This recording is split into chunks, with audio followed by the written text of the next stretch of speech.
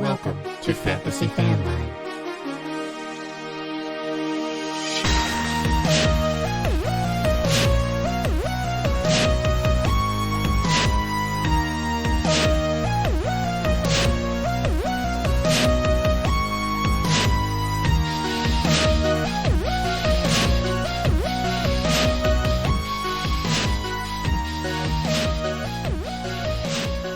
Hello, everybody. Welcome back to Fantasy Fanline, the only fantasy football call-in show, putting you on the air with industry experts every week. I'm your host, Greg Scalera. It is good to be back. We had an unplanned week off last week, but we are rejoining each other here in week 8. I can't believe it's week 8 already, to help sort out your biggest questions heading into the weekend. We will answer your trade questions today, start sit, waiver wires, anything you need. If you just want to call in and have a good cry with me, I need to start this show with a rant, and I'm sure my guests waiting in the lobby will appreciate this. Everybody watching this show knows how much I love the Chicago Bears and knows how much I hate the Green Bay Packers. So I am in a terrible mood. I've really been in a terrible mood my whole life as a Bears fan, but especially the past 2 weeks. I'm sure this will not be my last rant of the day on the subject. So I got myself a Halloween gift to cheer myself up, and that gift is our guests for today. I brought back my friends from First Round Fantasy, Gabe and Jacob. We'll bring them in here in just a minute. They have a tall task ahead to try to lift my mood for today after the last couple of weeks. But in the meantime, while they think about how they're going to accomplish that, I want to remind you that we feature different expert guests from around the fantasy football industry every week to take your calls and answer your questions live on the air. Today's guests are self-proclaimed pretend experts. They claim that they have faked their way long enough until they can finally call themselves experts. They think I don't listen to their show. I do listen to their show, and I know the things that they're saying when they think I'm not listening. But I am proud and happy to have them here today. They know their stuff. They're going to put you on the road to probable victory, almost guaranteed. If you call in and join us today, you can call into the show and ask those guys questions at 618-FANLINE. If you have questions or you just want to talk some fantasy with us, if you hear us talking about something, you want to share your opinion, you disagree, you think we don't know what we're talking about, give us a call. Tell us. That's what we're here for.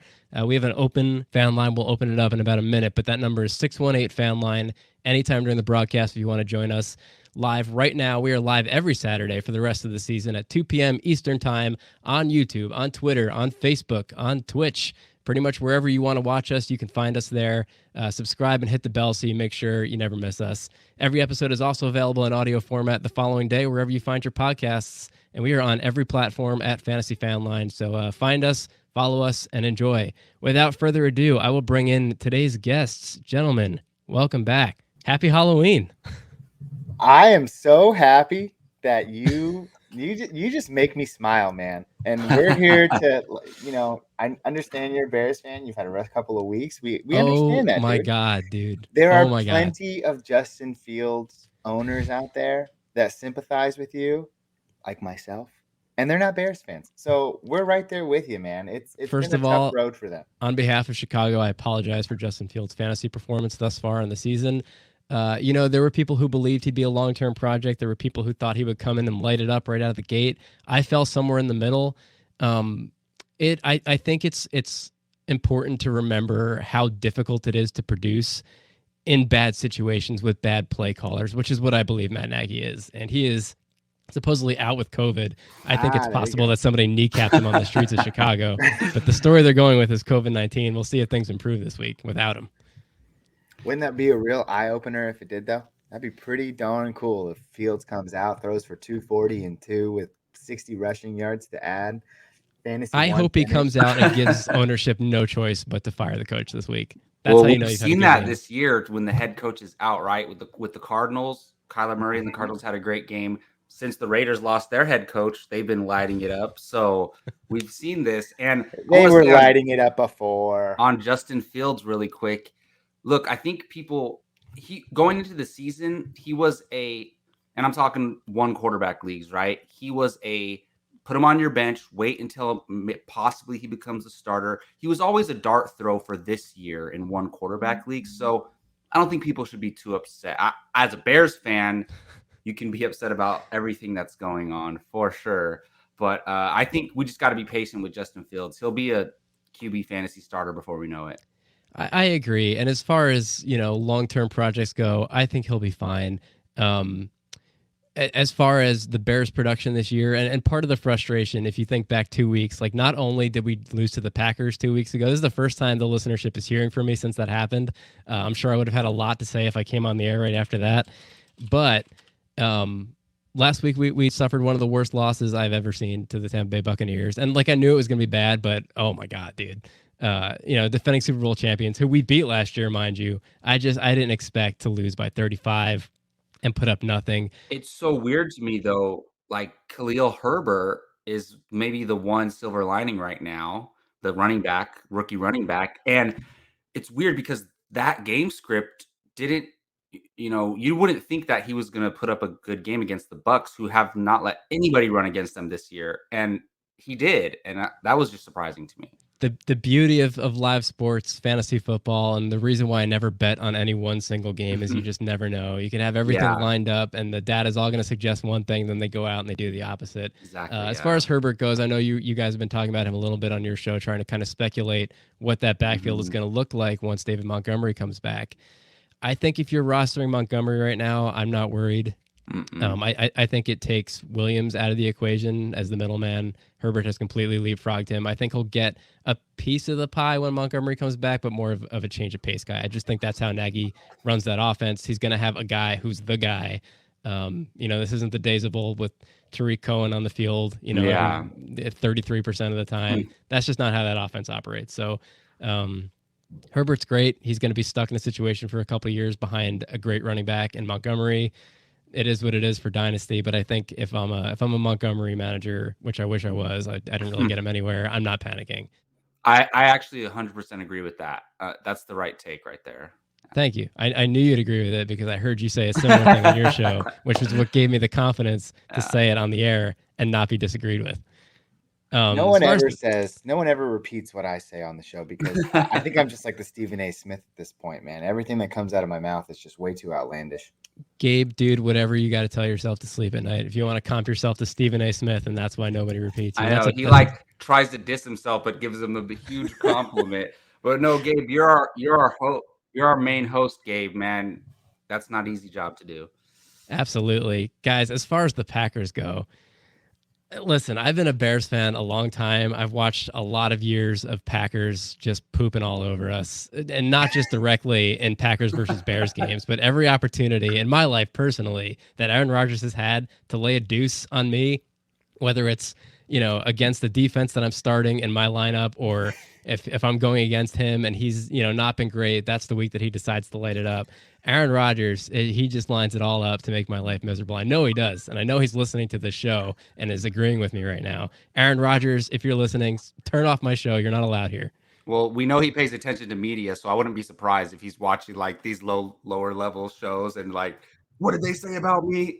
If I got an email tomorrow from Aaron Rodgers' agent saying, listen, he wants to come on your show, it's going to bring thousands of new listeners, thousands of eyeballs. There's nobody watching this show right now. If Rodgers came on next week, it would be like 30,000 people. I would tell him to take a hike. I am not interested. You can keep your blood money, keep your listeners. Oh, man. You can generously point them in our direction. We'll take them. Okay, I don't like the guy. We'll take him, though. Well, enjoy your last day on my show today, guys. No, in all seriousness, we'll get into the Thursday night game, but I was watching it, and I was texting a buddy of mine who's a Cardinals fan, and that game was a roller coaster for them. And, conveniently, Packers luck, the Cardinals, undefeated this year, all of a sudden just got space jammed and forgot how to play football. Little aliens came and took their powers, and they looked awful, but they almost pulled it off at the last second. My buddy was texting me. He was like, here we go. Cardinals are about to pull it out. I was like, dude, something's going to happen. Something stupid's going to happen that you've never seen before, because that's what always happens with Aaron Rodgers. The last second of the game, either one of his receivers, just blown coverage, Randall Cobb just jogging 50 yards down the field to knock the Bears out of the playoffs 5 years ago. Not that I'm bitter about that. And lo and behold, AJ Green just retires mid-play. And I just... Every time I think I've seen it all with the Packers, I haven't. I'm sorry. I have to get that out of my system. We'll break down the actual game later, but what a time to be alive, guys. It's so funny, yeah. One of the memes out there that AJ Green play was when your controller dies. Oh, my God. That was the best one. Or I think it was like when you lag out playing Madden. And that's so good. It was a really wonky play, man. And I think Kyler Murray went into that second half with like 3 fantasy points. And I think he hadn't even cracked like 70 yards. And it just looked really weird and discombobulated. Picked it up a little bit in the second half, but when you're not going to get any touchdowns like he's been getting, and you're not going to get help on the rushing ground, I mean, I'm a Kyler Murray earner myself, and 11 fantasy points isn't going to help me this week when he was projected to get 31. Yeah, it was a completely typical Packers game from a narrative standpoint, right? They go into Arizona against the undefeated Cardinals. They have no wide receivers, so of course they're going to win anyway. I knew that was coming. I should have put money on it because we had a game against them last year where we knocked out Rodgers early on in the game, injured his arm.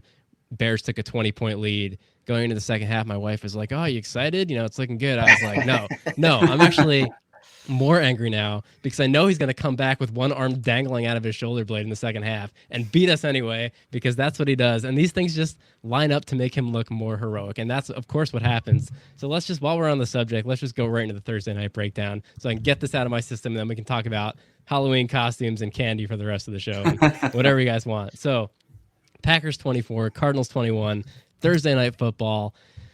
Literally no wide receivers for the Packers, but Randall Cobb, he gets it done. I think he scored 2 touchdowns. I know he scored 2 touchdowns because I was playing against him, because that's how my life works with the Green Bay Packers. Guys, any major takeaways you want to bring from this game, besides the fact that, A.J. Dillon, 16 for 78 on the ground, Aaron Jones, usual 15 carries, 59 and a touchdown. It was all about the running game. They got it done. What jumped out at you from this game that you want to discuss? I'll start. If we're starting specifically about the running game, if we're starting with the running game specifically, I would much rather talk about the other side of the ball, because when we came on this show prior to week 1, I was a huge Chase Edmonds advocate. Now, he's been fairly consistent throughout the year thus far, but he's put up modest RB2 numbers. And he scored his first touchdown in week 8. Yes. Welcome to the scoreboard, Chase Edmonds. Yes. But to the T, though, James Conner. Like, I don't know what you want to do. You want to start him every week hoping that he gets a touchdown? Like, not on really. Thursday, he got 2.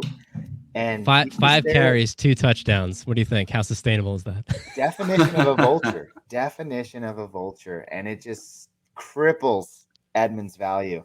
But I was a fan of him in the beginning of the year, so I have him in multiple leagues. He hasn't killed me at all, but that's something going forward where you just kind of, never mind. I can't even say it. I don't want to speak that into existence. It's so sad to say, but James Conner needs to fade in order for Chase Edmonds to see true fantasy success. But I suppose you should be happy with him right now. RB2 numbers are great. Jacob?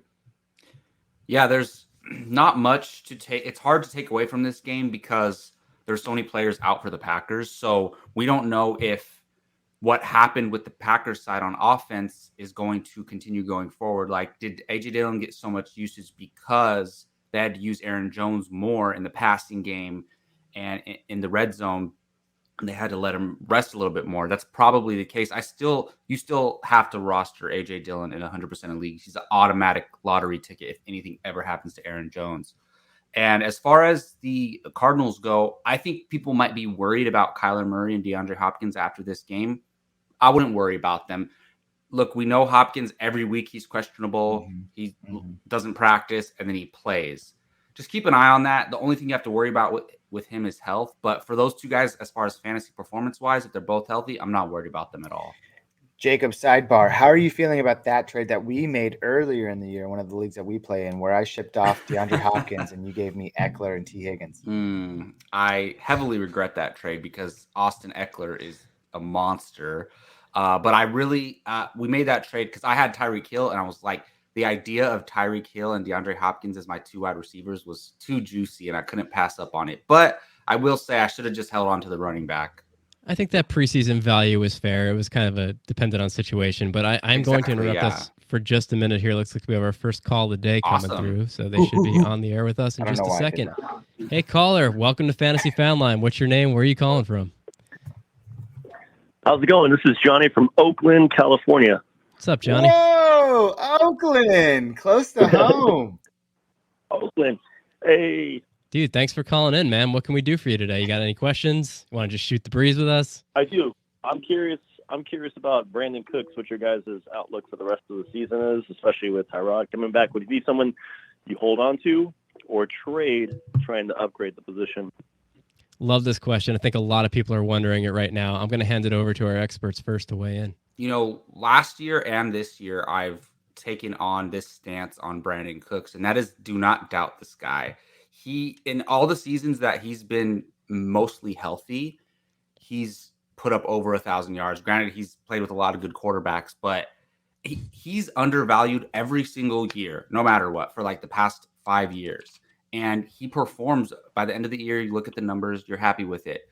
He might be in the worst quarterback situation he's been in a long time right now, but we did see him perform well with Tyrod in the early seasons. You see his first 3 games, he has over 20 fantasy points in all 3 of those games. So I think Tyrod coming back is definitely good, and I think he's going to be a solid.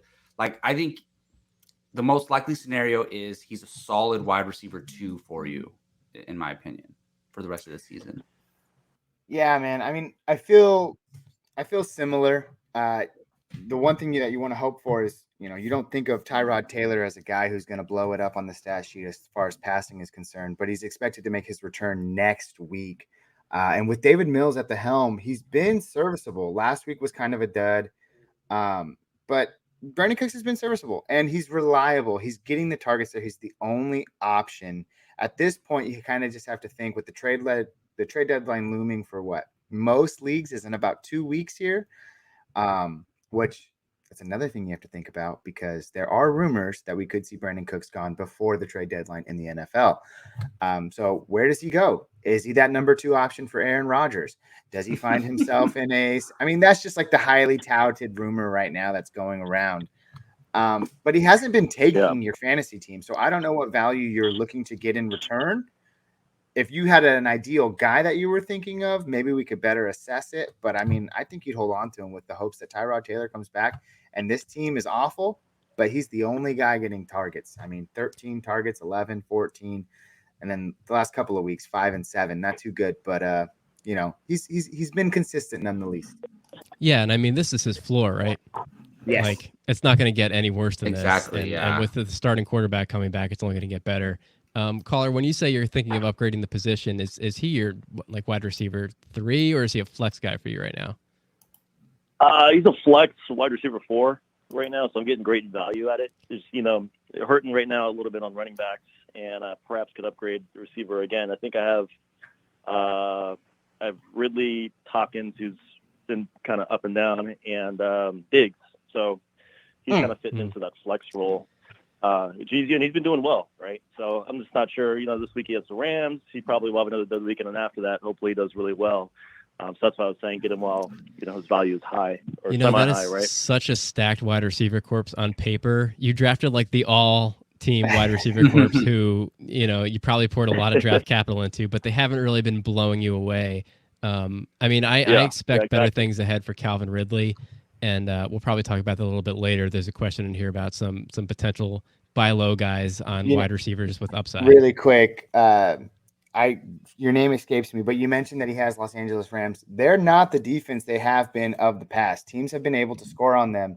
And when you look at the real schedule after Los Angeles, it really does open up. Tennessee, Miami, New York, Indianapolis, Seattle, Jacksonville, Los Angeles, San Francisco, Tennessee Titans. That is a top 5 schedule in terms of wide receiver positional value. The more and more I think about it, that's a hold, man. If he's been consistent for you now and your record is kind of satisfactory, Tyrod Taylor comes back, you see those numbers inflate, I think you keep him. What does your running back room look like? I have Austin Eckler and Joe Mixon with Gordon. That's the third. You're flying high, mate. You're flying high. What's your record? 3 and 4, but I think I'm either the highest scorer or second highest scorer. And you know what? That's just bad luck, man. Yeah, it's just bad luck because, who were your wide receivers again? You had Hopkins, Ridley. Those are guys that have been intermittently hot and cold. Same with Diggs, but they are all expected to have fine second halves of the seasons. So your team should pretty much hit its stride when we get to playoff time, and that's all you need to do. Your team makes it into playoffs, you're looking pretty, my friend.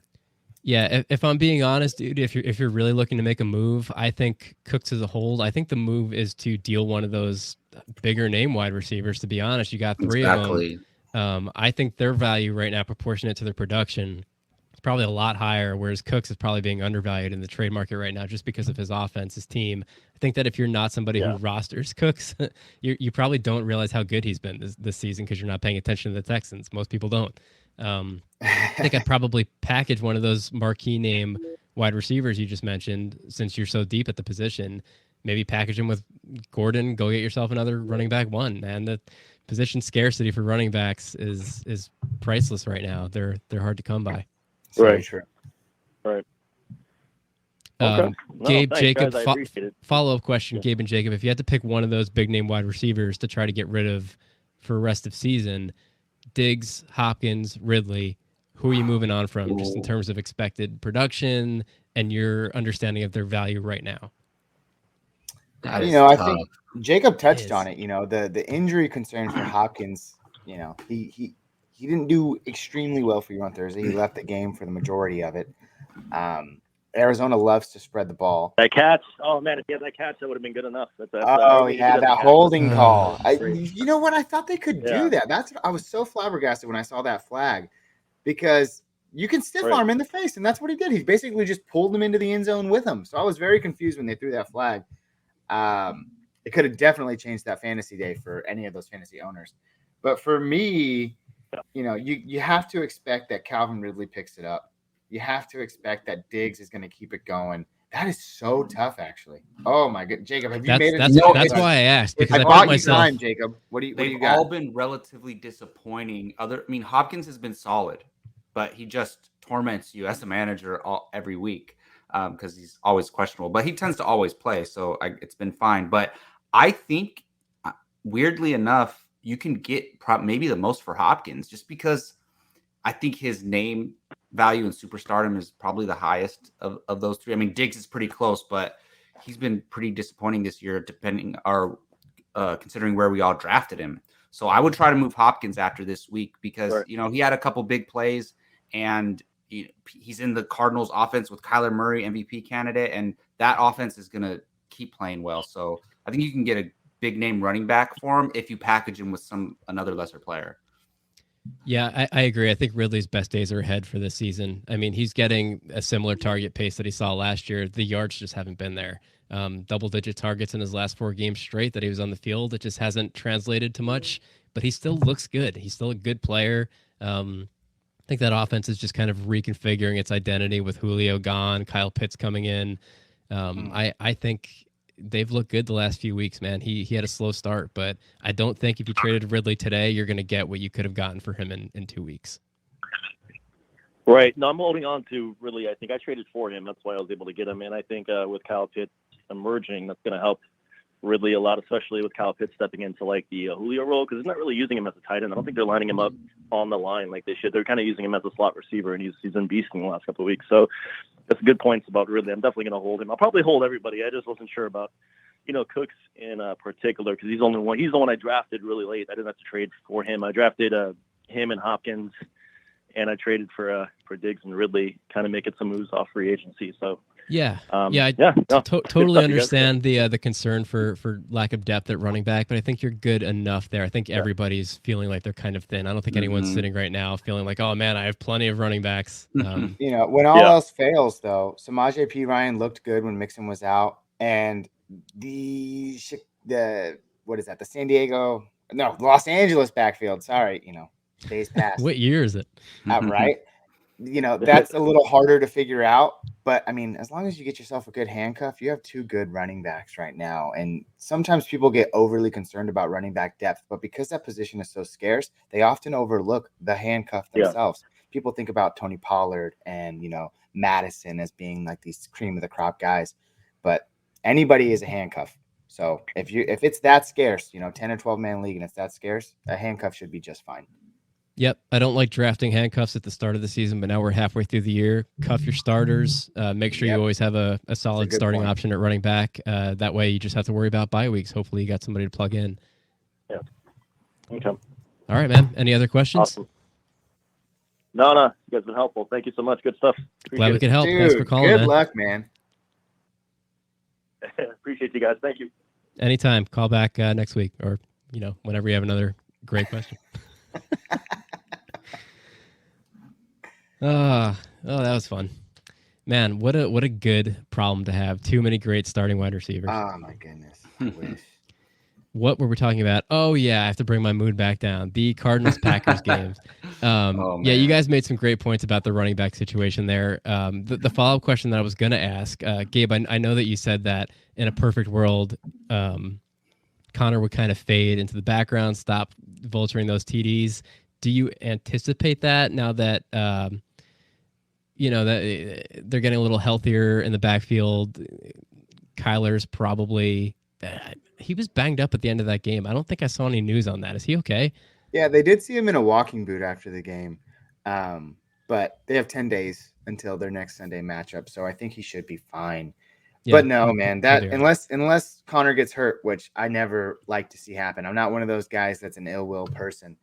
But nothing truly changes in that backfield unless Connor goes down. And that's not going to happen, which means you're just going to be kind of riding that safe 5 targets, 4 catches. Hope he does something with them with Edmonds, and he's going to get his 7 to 8 carries on the ground. But, I mean, he's been running the ball better than James Conner. His yards per carry is higher. It's just they don't give him the ball on the goal line. So he's always been that guy, high efficiency, low volume. And I think coming into this year, the hope during draft season was that the volume part of that would change, but it hasn't really. Guys, we have caller number 2 waiting in the wings here, so I'm going to bring them in. We're just never going to finish this game. This is our listener base trying to save me from thinking about the Packers. I appreciate you all. I'm here for you. You're here for me.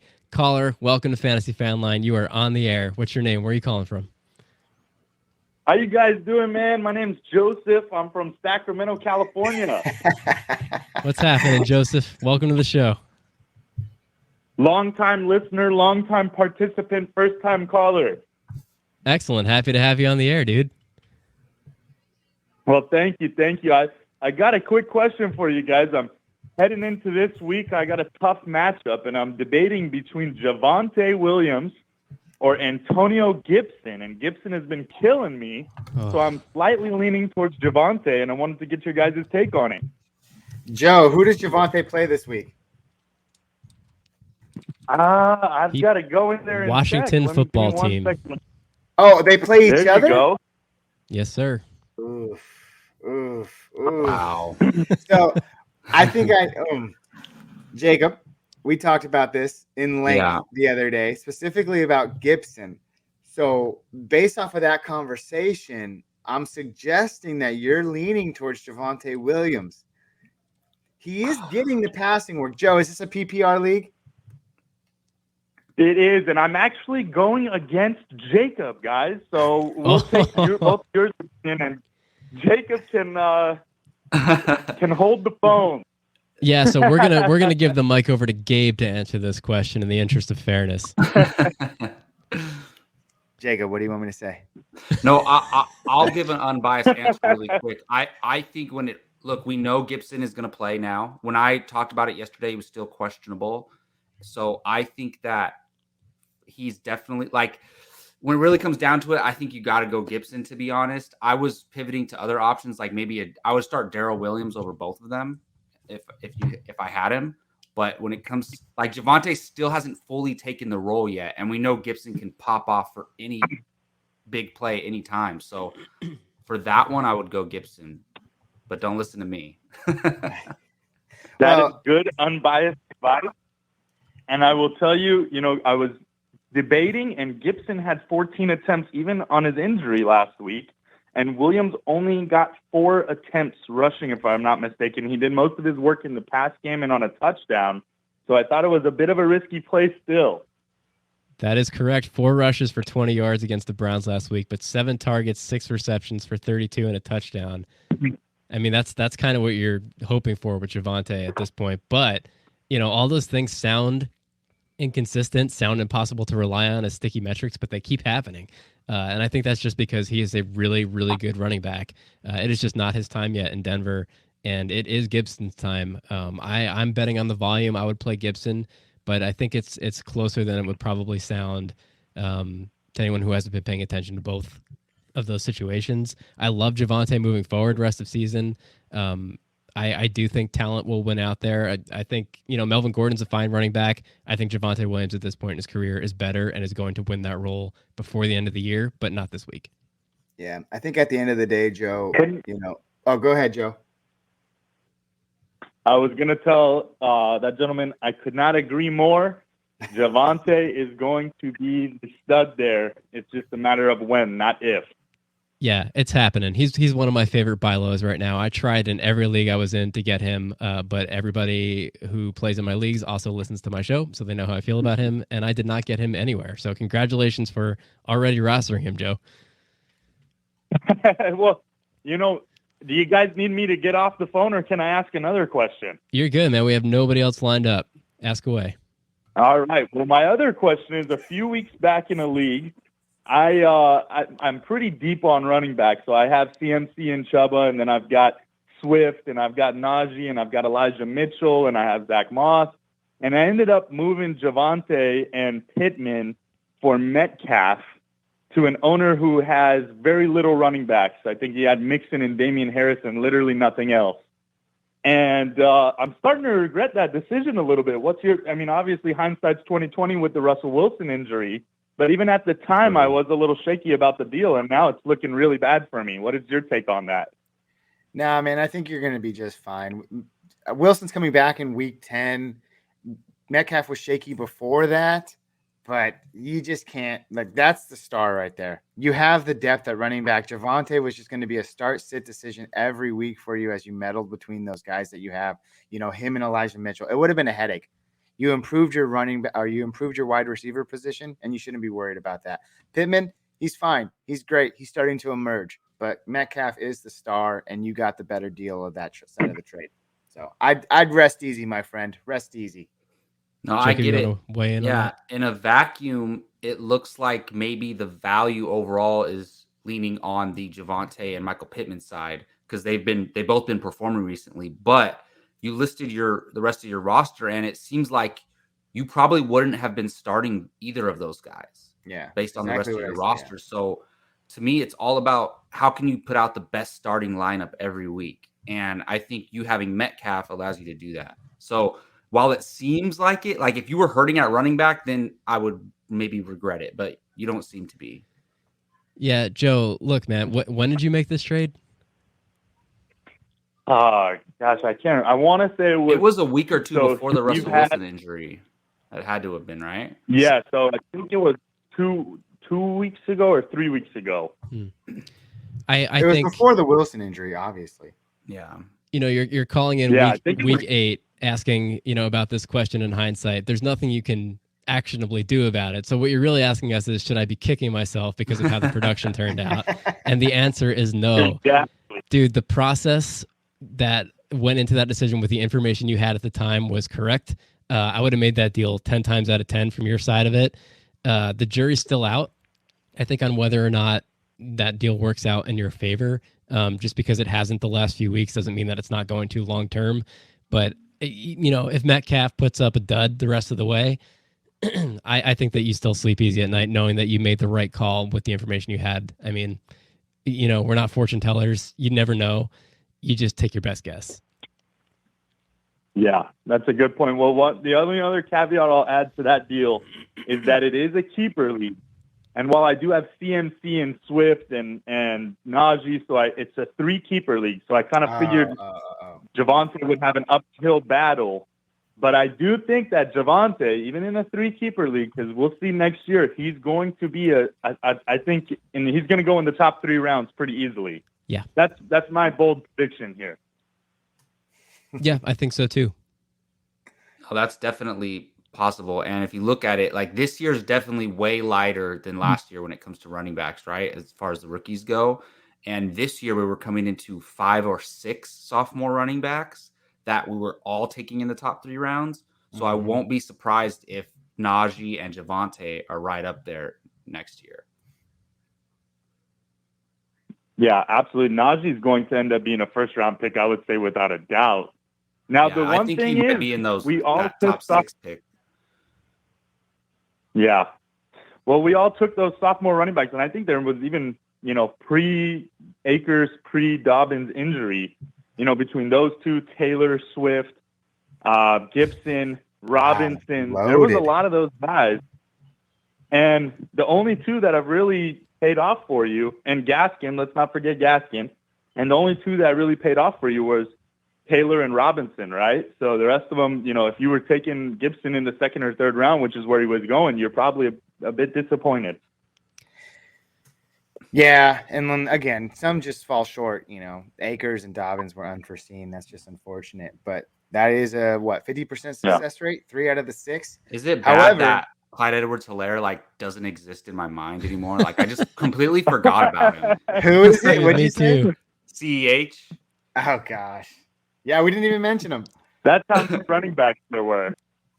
Yeah, Joe, that's let me ask crazy. you another question. This is one that we talked about on the show the other day. With the news that Malcolm Brown is going to be on IR the next 3 weeks, you going Gaskin or are you going Jacob? Do you remember the other player?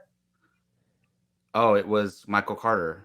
Are you going Gaskin or Michael Carter? Say it one more time, baby, so I can hear it. Well, I made my opinion known in the comments section, but I will say I think, and I like Michael Carter, I do. But I hate the Jets.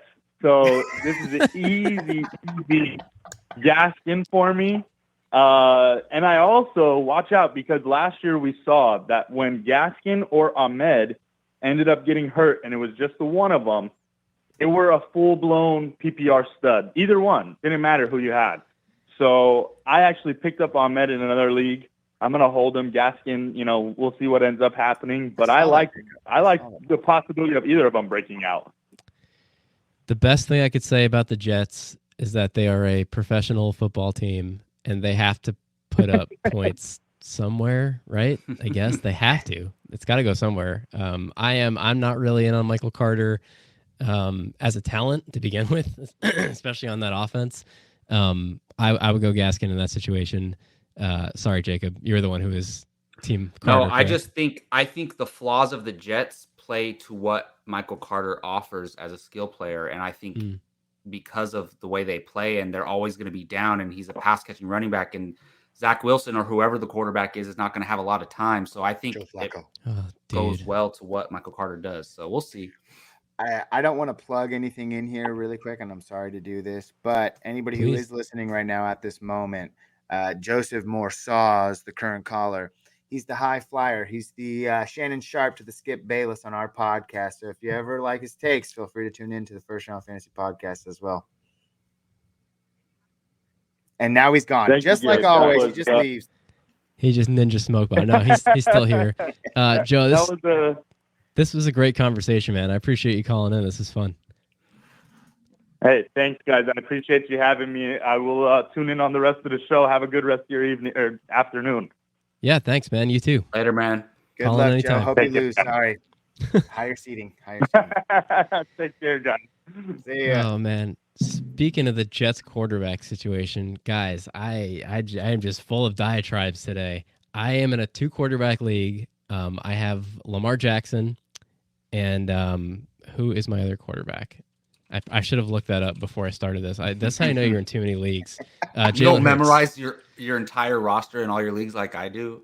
Oh, I'm getting too old for this, man. I got Jalen Hurts, Lamar Jackson, and I've been holding Zach Wilson the entire year on a very shallow bench because I'm just not trying to play the scramble for a bye-week fill-in quarterback game in a 2-QB league. And this is a league where a lot of guys stash a third QB anyway. So you got to know your league. You got to know how scarce the position is going to be. Held Zach Wilson all year. It's a 4-person bench. And it was so hard to hold him, but I was like, I got to do it. 12. It's a really deep starting roster though. A lot of flexes. Interesting. Yeah, it's a weird format. Yeah. But of course, coming into this week, Lamar Jackson bye week. This is why I held Zach Wilson injured. Yeah, that was terrible. The only thing he was serving my team was as a bye week fill-in, and now is my time of need. He's out. Are there other quarterbacks on the waiver wire? Oh, go ahead. Yeah, I picked up Mike White Said Greg throwing a dart at the name of the backup Jets quarterback. I'm pretty sure I got that right. Yeah, that's right. I saw, the situation in Dallas I've been keeping an eye on, but it's the Monday night game. They have a backup quarterback who's expected to start, but I think breaking news came out today that that's going to be a game time decision. So that is something I would need to know before the Sunday game. So it is Mike White time on Greg's team, and God help us all. So that's tough because also without Corey Davis. It's not like you have a lot of bench room to stash Cooper Rush, who's the backup quarterback of the Cowboys. Thank you. I mean, never would have pulled that name out. Is he even available? Because I would rather start Cooper Rush than Mike White 1,000%. 1,000%. But at the same time, what does your bench look like? Is it a super QB flex spot? Can you? No, it's just straight up 2 QBs. And I was in a position where I picked up Cooper Rush. I picked up Mike White because I didn't know if Cooper Rush was going to be announced the starter because they're not going to call it till Dak is out. Mike White wasn't even, by the time waivers run, we didn't know if it was going to be him or Flacco. So I put in bids on both of them, got Mike White. He's the guy. Picked up Cooper Rush just in case. I still have Zach Wilson on my IR slot, and I still have my 2 starting queue. I have 5 quarterbacks on my roster. You have right Cooper now. Rush on your roster, right? So I do, but he doesn't play till it's a late Monday. Game. It's a Monday night game. Yeah, So when are they? That is so tough because the Jets play at 10 a.m. right on Sunday. Yeah, it's either 10 or 1, but it's before the morning game. You can't. So I gotta drop Cooper Rush. But if anyone out there is in a similar situation, you have my sympathies. Hopefully they announce Dak's status soon. You hope they do it soon, but if he enters Sunday morning with the questionable tag still. No, beat reporters came out today and said it's going to be a game time decision right up until that evening. So you can't really afford to wait. And this is a redraft, right? It is a redraft, yeah. Okay. I'm not really that worried about it. I'm 6-1, but it's more the principle of it, Yeah. If it makes you feel any better, Greg, according to Dak Prescott, he wants to play. Okay. All right. It's not up to him. It's up to the. You know what, man? That is half the battle. Mind over matter. Mind over matter. Dak's a tough dude. If anyone could do it, he can. Listen, I'm done with the Thursday night game. I'm done talking about starting the backup quarterback on my team. Enough things that are going to put me in a bad mood. Before we transition here, what are you guys being for Halloween? I need something to make me feel better. Oh, well, usually we have a Halloween party every year, but Jacob, did you end up going? Because I remember I did not end up going. So Jacob, what were you for Halloween this year? To clarify, is this a first round fantasy Halloween party or just like a local? It should be. Most of the guys, we all play in the same. So every year, at least one of our buddies hosts a pretty big Halloween party, like 20 to 25, 30 people, and we get together, everybody dresses up. We're old now. That's a lot. Sure. Yeah, I was a police officer for Halloween. Officer Jacob reporting for duty. So look, man, I either plan my costume way ahead of time and buy all the stuff and make it really cool, or I just go buy something totally random last minute. And this was a totally random one last minute. Just phoned it in. My girlfriend was a prisoner, like a inmate. Yeah, so you guys in your couple costumes. I was a police officer, but it was funny because if you think about it, other than the initial arrest, a regular police officer and a prison inmate would never interact. No, and especially not much. Not when they're in their inmate suit. Oh, I see. You should have been a prison guard. Yeah, right? exactly. But I don't think they had prison guard costumes. Well, you'll always have that one special memory of the arrest together. Exactly. That's all. Yeah. Dude, whatever makes you guys happy. Gabe, what's your plan? First of all, before I continue here, I got a message from Gabe last night. I think it was in the middle of the night last night, telling me that he needs to end this show abruptly at 3 p.m. today because, Gabe, please share this because, like I said to you, this is my favorite reason anybody has ever given me for anything, ever. Period. It's 100% a true reason, man. And when you don't have any kids and you have a dog, you surround your life with your dog. And we have a costume contest, a owner/dog costume contest in our town. That's cool. So we're gonna head on out. We're gonna be pumpkins. I know it's not the best costume, but no, it is the best when it's a dog, dude. I we had a better pictures. One though. We're going to a Halloween party tonight, me and my fiance, and ours is a little bit more themed. I was going to be Mark Davis with my little bun, And Jacob knows I get into my costumes. I was going to be Mark Davis, and she was going to be a Raiderette. And then Otis, my dog, he was going to be a Raiders football player with the little, those little costumes that dogs wear that looks like they're walking. Yeah. So we were going to be that. But I think I might switch it last minute to John Gruden, given that he's more relevant. So I might have to do that. Very topical. It's a good choice. Very topical. And it stays with my team. Jesus. So I got to do what I got to do. But yeah, I man, respect no that. disrespect. I love dogs, and I'm ready to win a costume contest. So let's do it. That's awesome, man. Yeah, I have a golden doodle myself. We throw a costume on him every once in a while. He's been more open to it in his later years than when he was a puppy. I will be dressing as the Winter Soldier from the Avengers because I have an armful of metal plates from an old car accident, and I'm getting them out this year. And this is my last chance to make that joke. So, wow. It's the wrong arm, but I don't care. Again, be darned. I don't want to plug anything, but I know as soon as you said that, you hit Jacob's funny bone.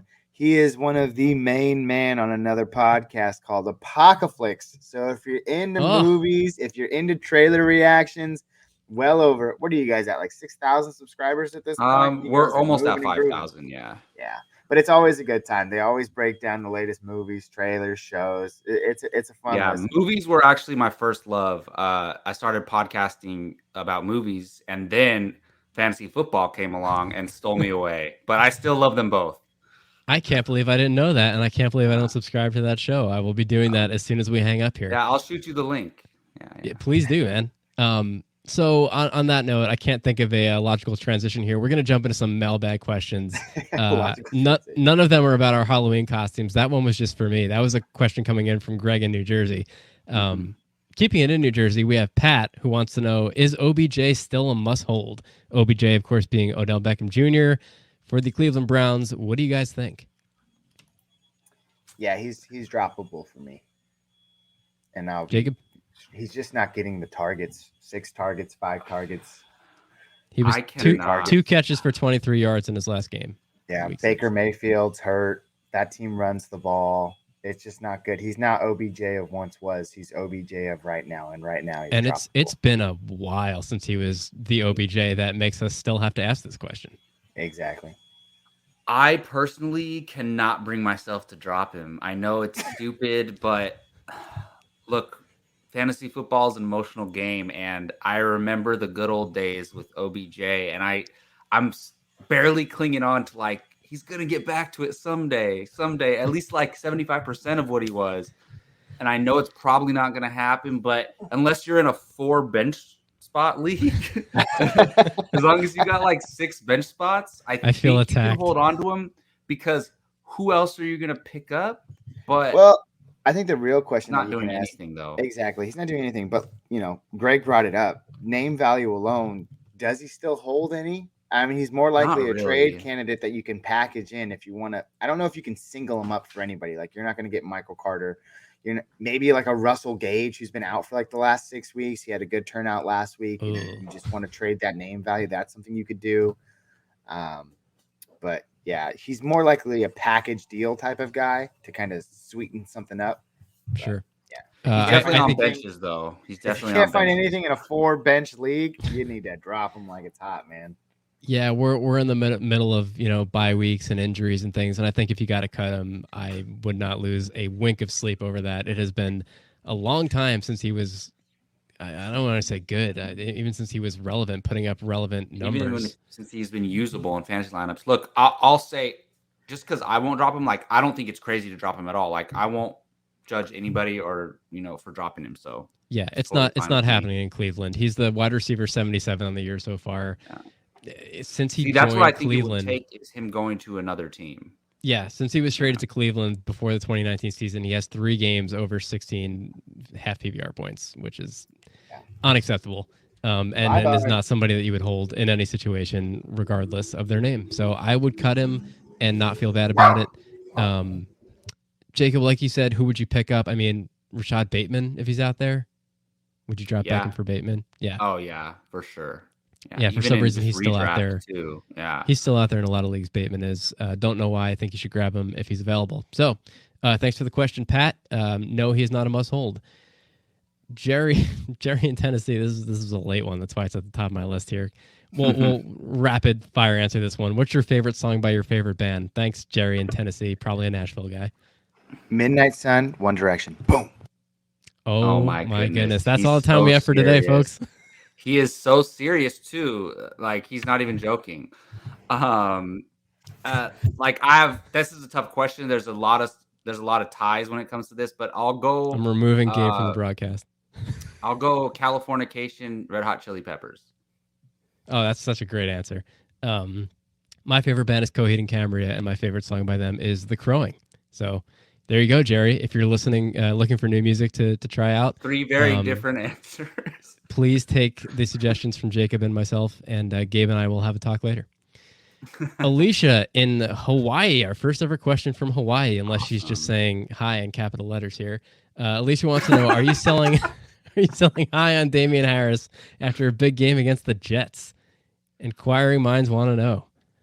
Wow, Damien Harris. This is funny to me. Like I'm in a lot of leagues and there's certain players that I don't have. So I don't pay attention to them that much. And one of them is Damien Harris, but he's been solid. It's like, I don't think you're going to get a lot back for him just because he's not a hot name, people, he's not one of those sexy players that people talk about. So I just think that the smart move is just to hold, honestly.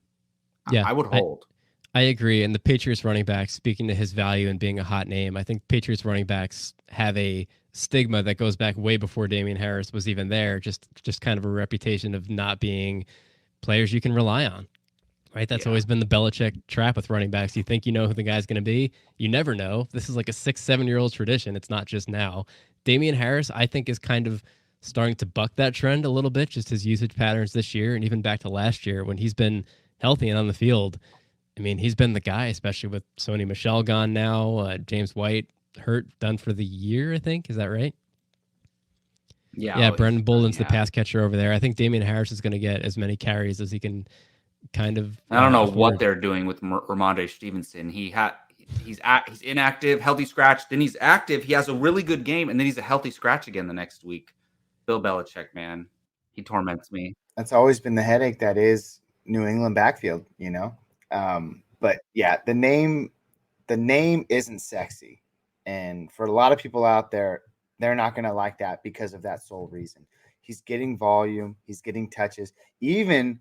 The dreaded fumble just a couple of weeks ago. Bill Belichick is widely known that when you fumble, you are done. They kept him in there. 2 straight games over 100 yards.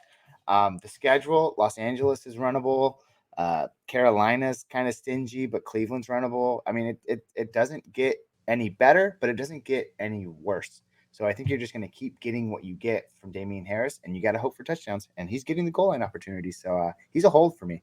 Yeah, I mean, there's a world where he disappears in those games where they're not expected to lead. But, I mean, 2 of his last 3 games were Jets and Texans, which you'd expect him to touch the ball a lot, and he did. But he also touched the ball a lot against Dallas, and I don't think anybody favored the Patriots in that game. So I think that he's going to be a little more game script resistant than people expect. I would hold on to him, ride the wave. I think he's going to be good rest of the way, especially since Stevenson does not look to be taking the L anytime soon. So. Yeah, and his 2 duds were against really good run defenses, Tampa Bay and New Orleans. So back-to-back weeks. Good question, Alicia. I understand it. I understand the timing. The Jets are the worst, but I don't think that this is a 1-week thing. I think it's a pattern. Enjoy the weather in Hawaii. Darren in North Carolina. I spent up on great running backs, but missed all my late wide receiver shots. Who can I buy low right now for wide receiver 1 or 2 upside? We'll take one from each of you since we're getting close to the 3:00 mark here in New Jersey, Eastern time. I'll make mine quick. That's Keenan Allen, wide receiver for the Los Angeles Chargers. People are not happy with him, but this is a track record. It's not like it's a one-time thing. Keenan Allen has gone on spurts where he's been disappearing for literally weeks at a time. And then he comes on and he has a tremendous second half of the season. He started the season hot, then faded second half of the season. This is just what you get to expect from Keenan Allen year in and year out. You look at it every single year, the last 3 years, it's been a tale of 2 halves. So we're nearing the second half of this season. I look to take on Keenan Allen on the low name value. And you can probably take advantage of him. You can get it from him pretty cheap. So I would target Keenan Allen for sure. Love it. Jacob, what do you think? I'm going to go with DJ Moore of the Carolina Panthers. This man started off on absolute fire, like looking like he's going to finish like a top 5 wide receiver. And he's fell off a little bit, but even falling off, he's getting 7, 13, 10 targets. And look, we know Sam Darnold has not been playing well. And I'm going to just believe that they're going to get back on the right track. And I actually think this game against Atlanta is going to be huge. So if you can pull off a trade before tomorrow, and because in our leagues, what we do, Gabe and I, in most of our leagues, we do commissioner push trades. So like, as long as the commissioner and like we use like a committee to where make sure the trade is fair, and then we push it right away instantly. So if you're in a league where you can push the trade instantly, I would try to trade for DJ Moore before tomorrow. Yeah, I don't think I play in any leagues with actual veto review periods anymore. Instant trade is the way to go if you trust your league mates to be able to run their own teams. Great answers. I'm going to rapid throw out a couple of my answers without much analysis because we are running low on time. But if you're looking for other names, we talked about Calvin Ridley a little bit. He hasn't been what you hoped when you drafted him. But like I said, double-digit targets in the last 4 games straight. I think the production's coming. He's probably not going to be that top 3 guy that we had hoped he had the upside to be. But he's not going to be what he has been production-wise either. I think he's going to land somewhere in the middle. I think you get him at a discount. Also, like Chris Godwin with Antonio Brown out long-term with an ankle. Tied a season-high 11 targets with him out last week against the Bears, unfortunately. Chase Claypool, A.J. Brown, Tyler Lockett, some other guys to look at situationally. All beautiful picks. Thank you. Jonathan in New York wants to know, how are you ranking Kadarius Toney if he starts this week? And I believe he is starting this week. I think I saw news come out on that today. He's trending. He was doubtful. Now he's got he was doubtful. Now he's got the questionable tag. And man, I like that guy. That guy is electric, and no one saw it coming. I think former caller Joe probably saw it before any of us. But holy cow. So wide receiver 1, man. Gabe is what Gabe's saying. Wide receiver 1. No. 12-team leagues, wide receiver 1. I literally would say that, yeah. Interesting. I'm going to go in low-end wide receiver 2, but that's still pretty high for a rookie that we did not seem to, we did not predict to emerge this early. He's got Kansas City. Oh, it's a shootout. I'm just going to go on the safer side, but still, even as wide receiver 2, that's so solid. So enjoy it. Yeah, Sterling Shepard, game time decision with a hamstring. Kenny Golladay hasn't practiced all week, probably not playing. Golladay and Barkley are already out, so those targets are freed up. Yep. Maybe Shepard, maybe not. Darius Slayton's healthy. Dante Pettis is healthy. John Ross is healthy. Who cares? Evan Ingram is terrible. Dude, Kadarius Toney is a monster, and I think he's going to eat this week. I like him as a if all those other guys who are questionable are out, high-end wide receiver 2 with 1 upside. Roll him out. No regrets this week. Kansas City. Here we go. Seth in Pennsylvania wants to know, should I trade Calvin Ridley and Pollard for DeAndre Hopkins?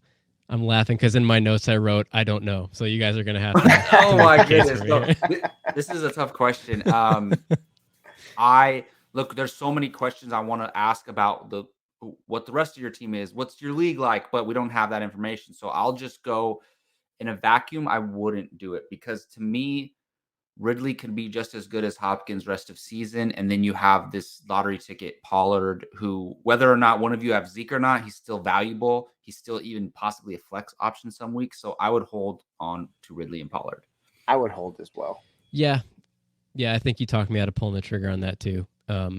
I like the Cowboys run game. I think that's a trend that continues throughout the year. I think their defense is more okay than people were expecting. And I don't want to say they're good, but they're not worse in the league like they were last season, which I think is why we saw that ridiculous passing volume to start the year in 2020. That's just not the team that they are this year because they don't have to be. So I think Pollard continues to be relevant. And like I said, I think Ridley's best days are ahead. Hopkins, who knows, probably going to be great, but plenty of question marks in Arizona to prevent me from making this move. So good answer, guys.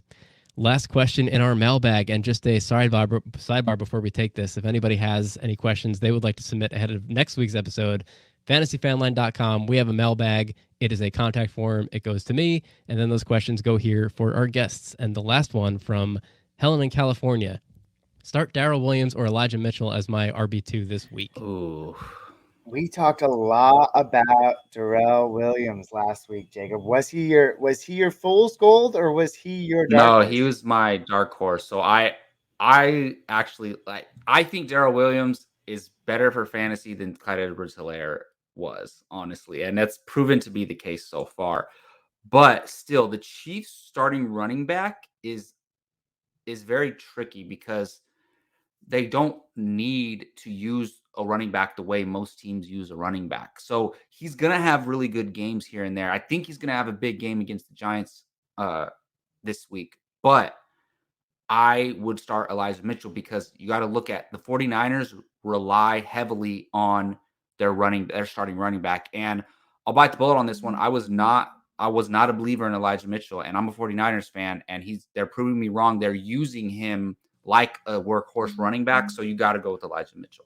Who would have guessed, man? Speaking of teams with running back stigmas, Ugh, 49ers make me sick right now. Cave, what do you think? Yeah, man, I'll actually take the other side of the ball. I'll go Darrell Williams here. I think that team needs to refocus and regroup. I think they do that this week at home against New York. I think they establish themselves on the ground. They spread the love everywhere which way, which is what they've had trouble doing. Mahomes has thrown numerous interceptions this year. I think they need to rely a little bit more on that run game. Darrell Williams is there. And for that reason, I think they get it done at home on Monday Night Football against the New York Giants. Elijah Mitchell at Chicago. I mean, they're susceptible, but there's just a lot of question marks over there in San Francisco right now. And I don't like question marks. There are question marks in Kansas City, don't get me wrong, but we also know what they could be. So I like Darrell Williams. Before I give a tiebreaker here, Justin on YouTube wants to know, when does Clyde Edwards-Helaire return? I think after the bye. And he also, I believe it is after the bye, weighs in and says he likes Darrell Williams more. He has more PPR upside, and after the brutal loss, they will crush the Giants. Dude, I hope so. They got some things to figure out in Kansas City. I trust Patrick Mahomes to do so. He's getting paid Dr. Evil money to do it. And I say Dr. Evil money because I can't even say the figure without doing a Dr. Evil accent and putting my pinky up to my mouth. They're going to be just fine. They're going to crush the Giants. I would go Williams over Mitchell, but they are both going to kill it this week. So congratulations on having two really great options as your running back too that you probably got off of waivers over the course of the season. So maybe you can maneuver your lineup to start them both. yeah. Throw one of them in your flex. I think they're both going to smash. Don't think there's a wrong choice here as far as process of the decision goes. Very true. So go get him, Helen. Gentlemen, we are at exactly an hour. Gabe, I know we need to let you go to your dog costume show. It happens like that sometimes. Oh, priorities, man. I respect that. Do you guys want to take a minute here to plug your show and what you've got coming up? Yeah, man. Quick playback to the beginning of the show, man. I love that you listen to our podcast, man. I appreciate you so much, and it's always so much fun coming on here. I want to do it again, so hopefully you'll have us back. And one day we definitely want to have you on our show as well. Everybody I bring on this show, I am a fan of personally, so I wouldn't feel right giving information to my listeners that I didn't personally subscribe to. Before I, give our links and everything, have we given you bad advice that you've believed so far this season? Is there anything out there negative that led me astray? Yeah. I don't think so, man. Okay, we'll stop you right there. We're good. Yeah, I'll think on that, and I will tweet it if anything comes to mind. Look, no fantasy analyst is 100% correct ever. So I drafted a lot of Chase Edmonds after our first episode, but I was already going to do that anyway, and I think he's been fine. He has not killed any of my teams. So, yeah, man, we are first round fantasy. We do offer second round advice. You can find us anywhere you listen to your podcast. We are primarily on YouTube, Twitter, Instagram, and Facebook at First Round Fantasy. Come on in and have a good time, man. I think people stress themselves way too much with the analytics of football, when in reality, at the end of the day, you can crunch all the numbers. You can watch every game. 50% luck, 50% strategy, and we're that luck portion. We just love to talk, have a good time, and thank you so much for having us on here today. We also got our Twitter handles down there, Jacob at FRF Sports and at Gabe FRF Sports. And if you subscribe, I'll share the love with you today, Greg. I'll share the love with you today. If you subscribe to the Fantasy Fan Line podcast and to the First Round Fantasy Podcast this week, you are guaranteed to almost, maybe, possibly win your fantasy matchup this week. So please do so, and you will be rewarded. Maybe. All about the wording there, right? And just so people know, we typically go live on Wednesday evenings at 6:30 p.m. Prime. What is it? It's California time. Prime time? Yeah. Oh, man. PST. There you go. That sounds right. Guys, this has been a blast. Fantasy football is about fun and conversation. That's why I started this show, and that is why I listen to yours. Thank you, as always, for joining me, and we'll have you again later this season, no doubt. Guys, they are FRF Football on Twitter. We'll be live every Saturday at 2 p.m. here on Fantasy Fanline rest of the season. We are back next weekend again with another great guest. You can subscribe and stream us live on YouTube, Facebook, Twitter, Twitch, or find us the next day on your favorite podcast platform. Follow us everywhere at Fantasy Fanline and visit our website, fantasyfanline.com, for a full schedule of our upcoming guests and to submit a question to our mailbag if you can't join us live. We're a brand new independent show, so if you liked us, please leave a review, leave a comment, tell a friend, and support us on Patreon. We do have a Patreon with plenty of great perks that will help us keep the phone lines open moving forward. Thank you for tuning in. Gentlemen, thank you for joining me, and we will talk to you next week on Fantasy Fanline. Goodbye, everybody. Gabe, good luck in your costume contest as a pumpkin.